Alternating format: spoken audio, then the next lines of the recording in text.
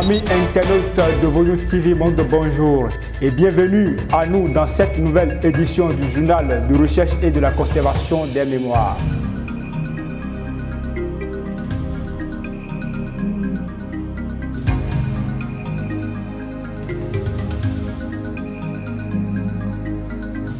Le mausolée Ako, entendez mausolée historique à Dja, Tadoké, Woum et Oyo, a reçu hier des enfants et adolescents français. C'est sous l'escorte du couple bénino-français Avossega et Elodie Remy.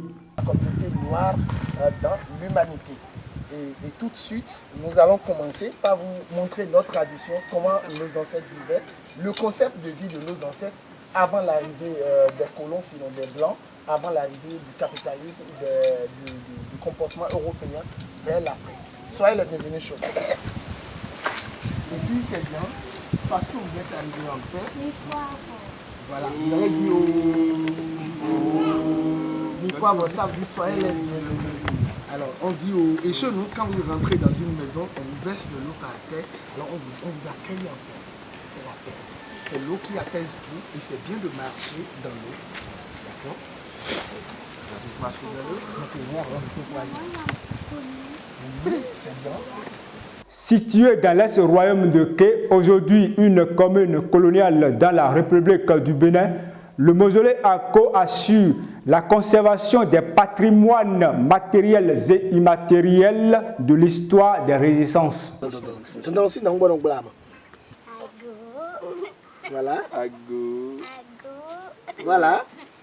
Ago. Oui. Ago. Oui.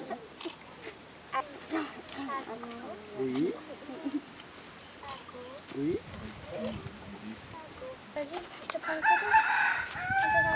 Oui. Nous allons tomber sur une première divinité qu'on appelle Vodou Torosu. Alors, To veut dire l'eau. Hosu veut dire roi. Donc nous sommes devant la divinité roi des eaux. La divinité roi des eaux parce que c'est lui qui gère la puissance des eaux. Oui, ma soeur. C'est pour ça que dans une barrière. Ici, oui, justement, une barrière. Et ici, on appelle ça coco, d'accord? Hein? Et avec ces barrières, c'est-à-dire c'est un bouclier, pour ne pas dire anti-missile. D'accord? Ça lui permet d'affronter les négriers qui étaient là avec des armes à feu. Ça représente un ancêtre. Une personne. Oui, une personne. Et c'est qui? Ici, c'est Dadangbeno. D'accord? Dadangbeno. Il a été un grand chef traditionnel très très puissant, grâce à qui sa famille n'a pas été déportée. Alors les enfants, ils aussi, c'est une Amazone. Dans les anciens royaumes de l'ère culturelle à Diatadoké, aujourd'hui au Dahomey, il y avait des femmes guerrières, des femmes militaires, invincibles, indomptables, et qui luttaient pour défendre les souverainetés de leur royaume. C'est dans ce cadre scientifique qui permet à ces nombreux visiteurs de vivre la triste et palpitante histoire des ancêtres qui ont œuvré pour la défense de leur territoire au prix du sang pendant les esclavages et les colonisations. À la découverte de ce chapitre inconnu du grand public, Avossega nous confie ici sa surprise.